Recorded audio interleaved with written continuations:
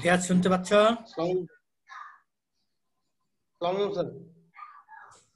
ওয়ালাইকুম আসসালাম রাহমাতুল্লাহি ওয়া বারাকাতুহু। কেমন আছো? জি স্যার, ভালো আছি। আপনি ভালো আছেন? আলহামদুলিল্লাহ। পড়াশোনা করতেছো ঠিক মতো? জি স্যার। তাহলে আমরা সরাসরি ক্লাসে চলে যাই। আচ্ছা স্যার।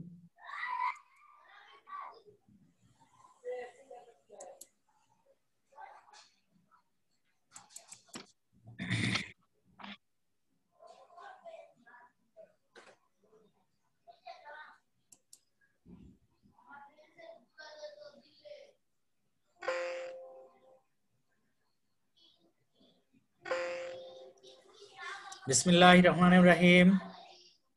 সরকারি সাদত কলেজের পদার্থবিজ্ঞান কর্তৃক নিয়মিত অনলাইন ক্লাসে তৃতীয় বর্ষের সকল শিক্ষার্থীকে স্বাগত জানাচ্ছি। আশা করি তোমরা সকলেই সুস্থ আছো এবং লেখাপড়া মন দিয়ে করতেছো।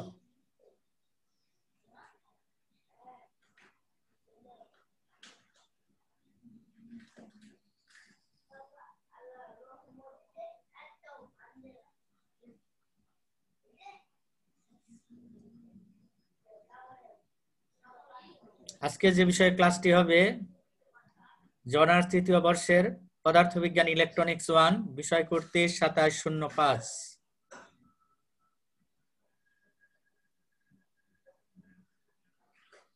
অধ্যায় 5, সমতুল্য মডেল ও বর্তনী। লেকচার নং 12।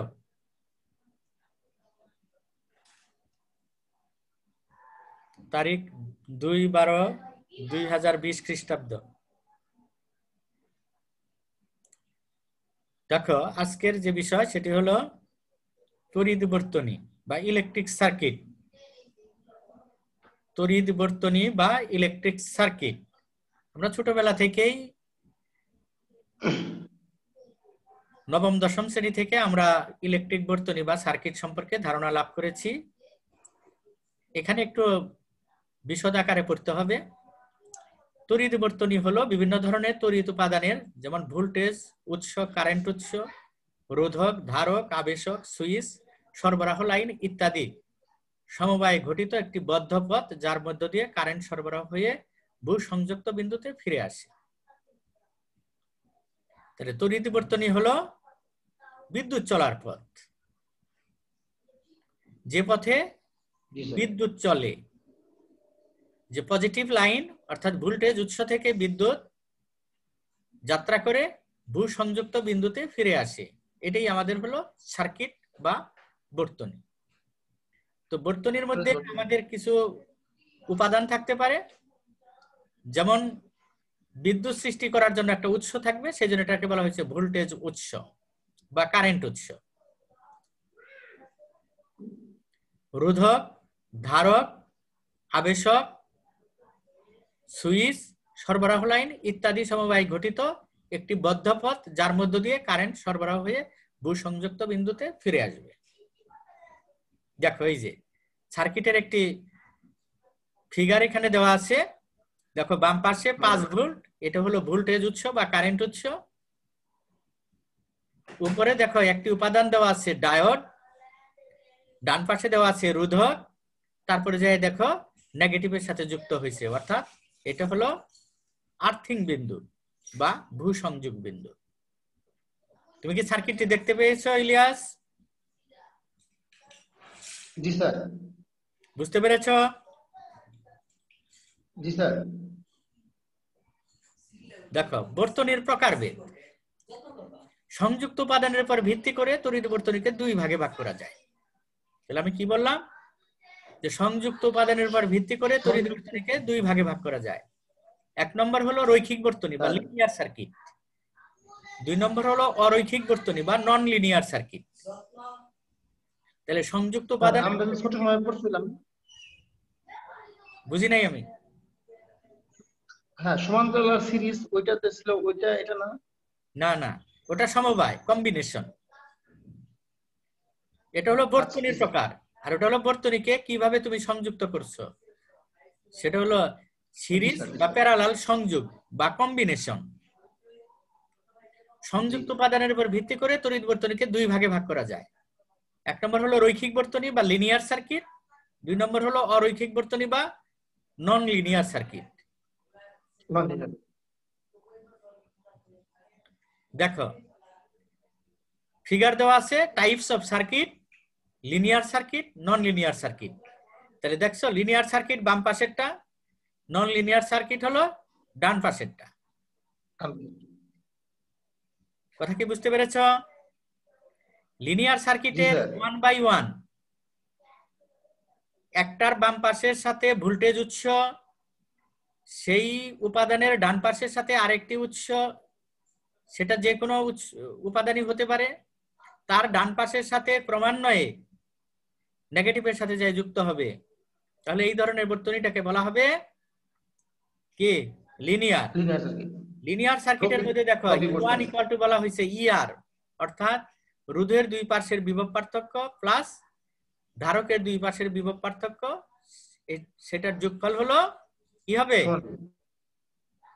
সমান হবে। অর্থাৎ I total equal to ER plus EL। I এর বেলায় হবে এই বর্তনীর সকল বিন্দুর তড়িৎ প্রবাহের মান কি হবে? সমান হবে।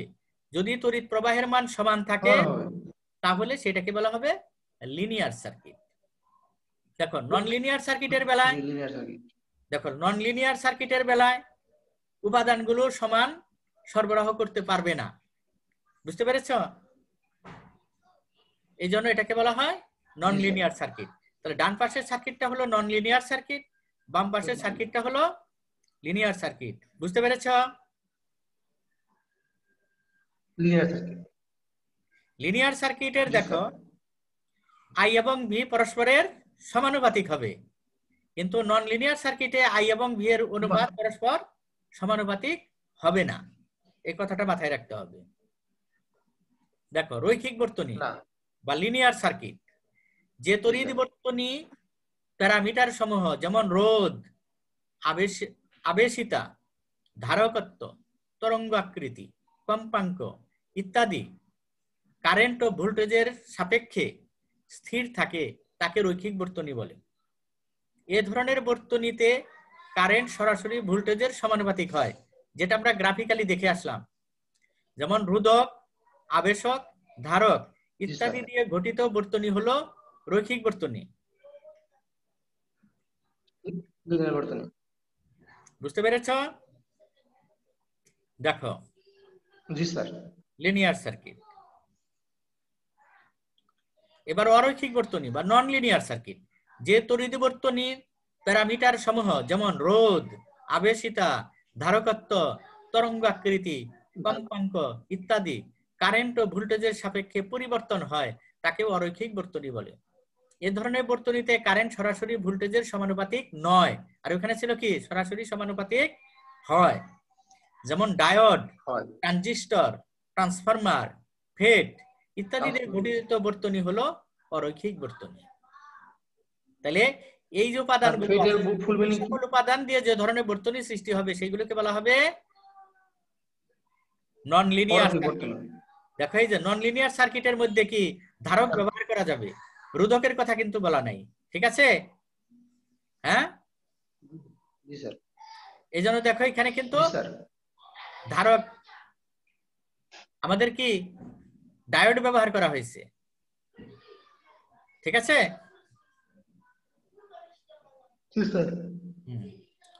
তাহলে আমাদের লিনিয়ার সার্কিট এবং নন লিনিয়ার সার্কিটের মধ্যে আমরা দেখলাম, এখানে দেখো সরাসরি দেখা যাচ্ছে। তাহলে চিত্রের আলোকে পার্থক্য নির্দেশ করতে হবে। রৈখিক বর্তনী, অরৈখিক বর্তনী। বামেরটা কি? রৈখিক বর্তনী, ডানেরটা কি? অরৈখিক বর্তনী। তাহলে এই চিত্রের মধ্যে কি কি আমি দেখতে পাচ্ছি এটার উপর নির্ভর করে তোমাদেরকে পার্থক্য নির্দেশ করতে হবে। পারবে না? বই কিনেছ?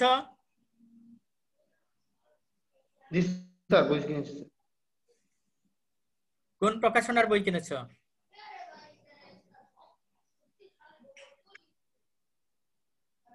স্যার আমার কাছে যে বই, আমার কাছে তো সবগুলা বই আছে, পুরানো বই আছে স্যার সবগুলা। কোন প্রকাশনার সেটা জিজ্ঞেস করছি।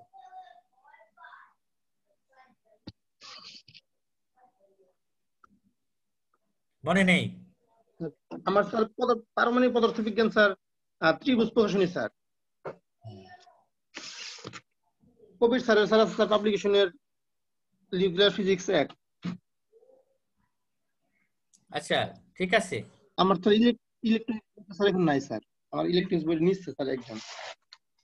তাহলে পড়াশোনা করছো কেন? জি স্যার। ওই পড়াশোনা তো করতে হবে। তোমাদের অন্যরা তো ক্লাসে উপস্থিত হচ্ছে না, কারণটা কি? আমি তোমার কি? স্যার গ্রুপে বলে দিচ্ছি, আবার দুই একজনকে স্যার পার্সোনালি নক দিছিলাম যে আসার জন্য, কিন্তু আসে নাই। আচ্ছা, তোমার কি আরো কোনো প্রশ্ন আছে? না স্যার। যদি প্রশ্ন না থাকে তাহলে আজকের ক্লাস আমি এখানেই শেষ করতে চাচ্ছি। ক্লাস শেষ করার আগে যে কথাটি আচ্ছা বলবো, স্যার। প্রতিদিন মনোযোগ সহকারে পড়াশোনা করতে হবে। ইলেকট্রনিক্স বুঝতে চেষ্টা করলে বেশি সময় দিতে হবে। আর স্বাস্থ্যবিধি মেনে জি স্যার। চলতে হবে সব সময়, যেহেতু এখন প্যান্ডেমিক সময়। সরকারের যে নির্দেশনা সেটা মেনে চলতে হবে। কদাচিৎ বাহিরে ঘোরাঘুরি করা যাবে না। নিতান্ত ব্যক্তিগত বা পারিবারিক প্রয়োজনে বাহিরে যদি যাইতে হয়, মাস্ক পরে বাহিরে যাইতে হবে। কারোর সাথে হ্যান্ডশেক বা কোলাকুলি করবে না। ঘরে ফিরে অবশ্যই সাবান পানি দিয়ে অন্তত 20 সেকেন্ড ভালোভাবে হাত ধৌত করবে। সাবান পানির ব্যবস্থা না থাকলে অ্যালকোহল বেস স্যানিটাইজার দিয়ে ভালোভাবে হাত স্যানিটাইজ করতে হবে। তোমাদের সকলের এবং পরিবারের সদস্যদের সুস্বাস্থ্য কামনা করে আজকের ক্লাস এখানেই শেষ করছি। আল্লাহ হাফেজ। জি স্যার। আসসালামু আলাইকুম স্যার। ওয়ালাইকুম আসসালাম।